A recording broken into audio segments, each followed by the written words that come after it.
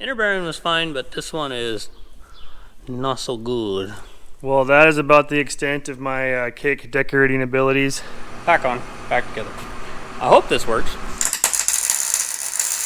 Hi, I'm Tony Fast's daughter. I'm Tony Fast's daughter. I'm Tony Fast's daughter. Our family has been blessed to farm in Montana For over 100 years now. And it wouldn't be possible without the great team we have and blessings from our Savior, Jesus Christ. Morning. Guess what? Still haven't found my sunglasses. And guess what else is going on? More rain. Well, it is a good time to work on this gearbox since it's raining out. Found out that we misread this torque setting for this bolt, and that is what pulls on the sprocket, and it just got over torqued, so then this bolt couldn't take it and broke. Actually happened on both headers. So Dad's happened right after this one happened. We got his put back together, though his case didn't break, so I ended up coming down to the shop, and this is what that bolt head looks like. That goes through that bearing in that sprocket, and then the rest of the bolt is still stuck in there. So that's how it's supposed to go. I made a sleeve, got him going. It's kind of in a rush, didn't film any of it, so I guess I'll show you what we're doing this time. Get that bolt preheated in there so it welds a little better. Also gets that Loctite that's on there loosened up. There we go.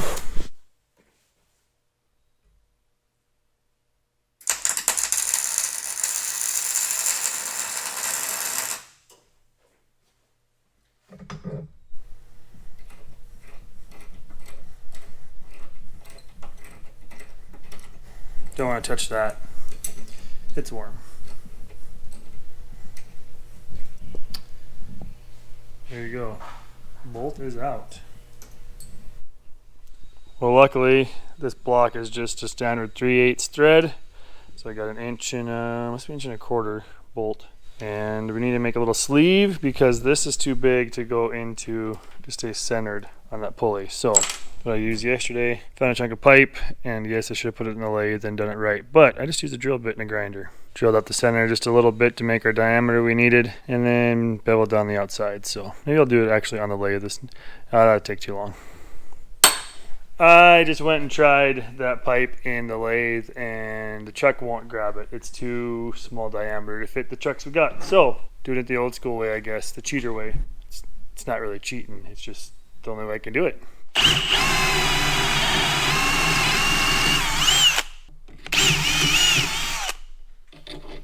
Bolt fits in. Well, that pipe's a little bit bent, but I got it in the drill press.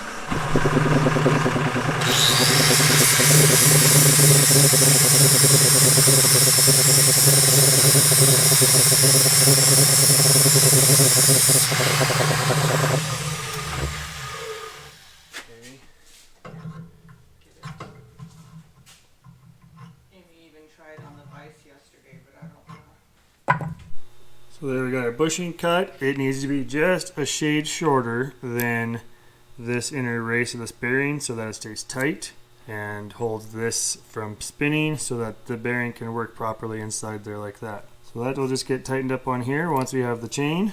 Put it all together that way. So cool, that is fixed. Little eyeball engineering for you there. There we go. Put Loctite back on that when we put it together and it's ready to go. Well, I cut this plate down. We're going to step that in from the inside and bolt it in place here. And I think we'll just end up filling this all with JB Weld. JB Weld this in too so it seals. And then I think that should hold. At least keep the oil from coming out. That's all we're worried about. Put some carriage heads on this inside so they don't have any clearance issues. I think that's going to work out all right. Well, I ended up pulling out that sprocket because otherwise it's going to be really hard to get these bolts in here. So I got that one in there already. I need to drill the other hole and then we'll get that put together.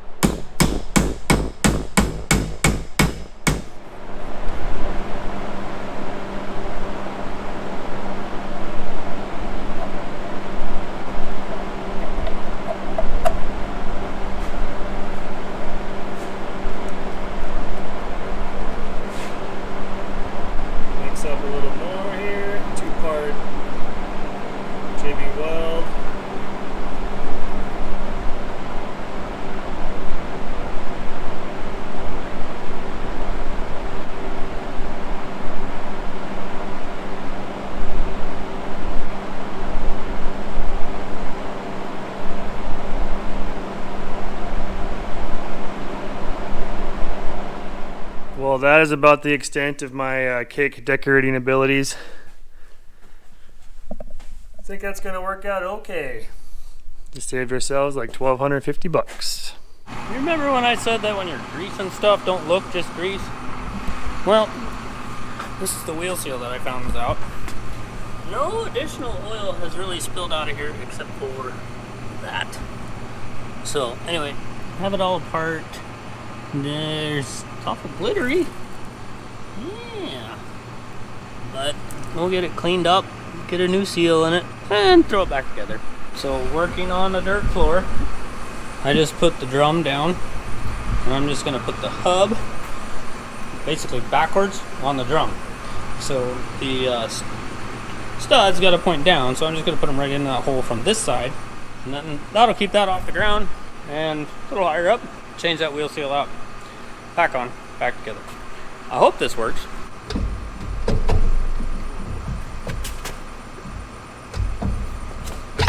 There we go. Out comes the rest of the wheel. Look at that.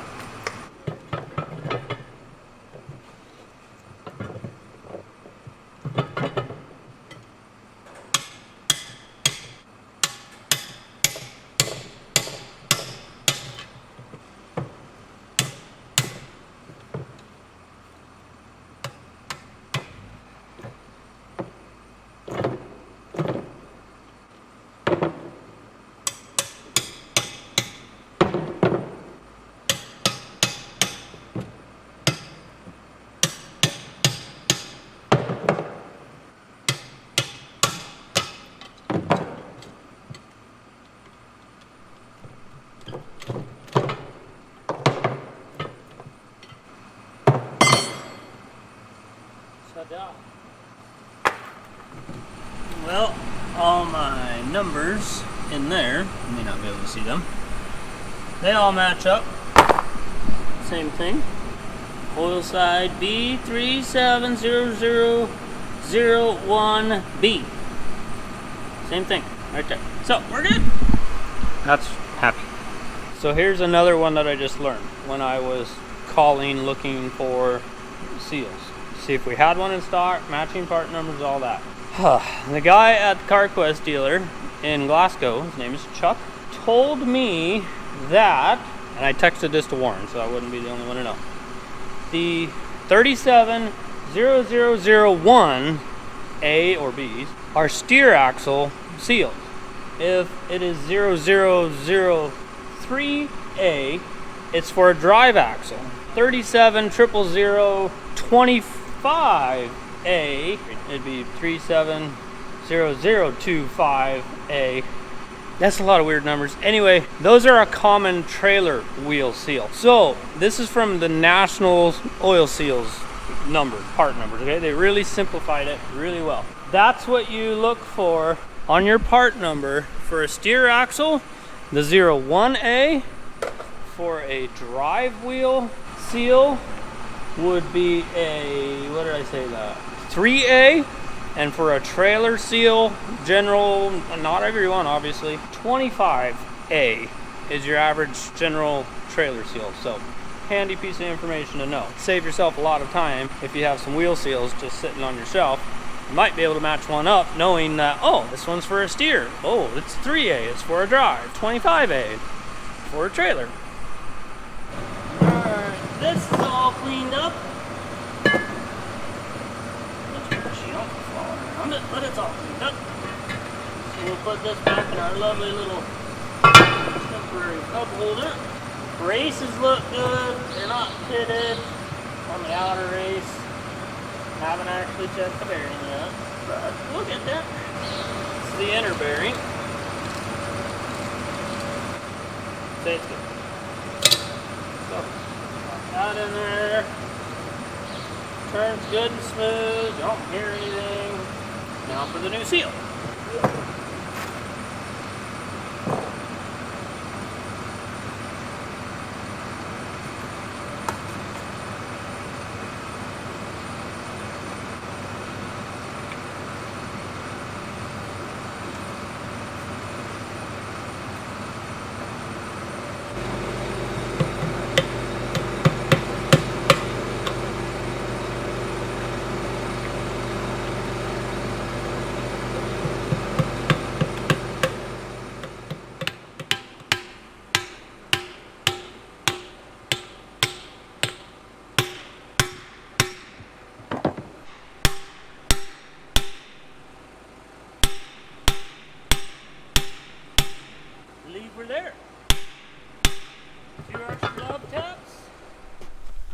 Alright, I don't know if this will show up on camera. May not focus very well. That bearing is junk. There's pit marks everywhere on it. That's where all my little silver flakes in the oil were coming from.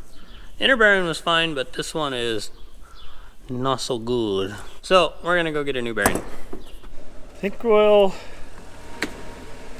go do a little more spraying. This thing's come quite the commuter back and forth between the bin yard and home. Sure leaves a lot less footprint if it's a little bit muddy out than a pickup. Well, I didn't film any of it, but I just sprayed out a sprayer load, got back to the truck, was gonna go again, but I don't think it's worth it. Just gonna get washed off if we spray another load out. So I guess we'll go home and watch it rain again. We might as well just run the sprayer in.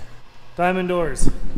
If you guys are looking for a really, really nice bifold door for a large opening, like this is a 55 by 20 hole that this thing is in.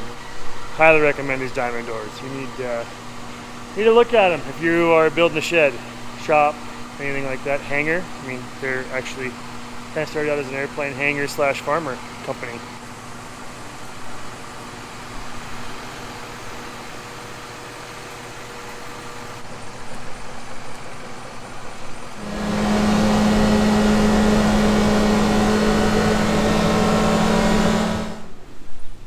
This one looks like it could mean some business.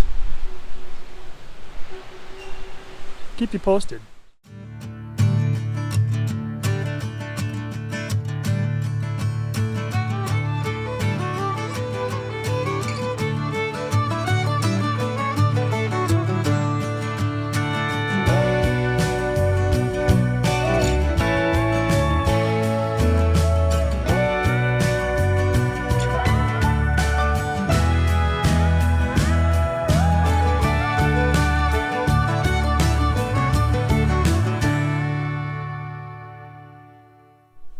Well, this will be the ½ inch mark, so, oh, and there's more coming, so pretty crazy. Huge windstorm hit Fort Peck. A bunch of campers got tipped over and roofs ripped off of houses and stuff down there, so pretty wild storm. Hey everybody, thanks for watching, but don't forget, farm hard, pray harder. See you next video.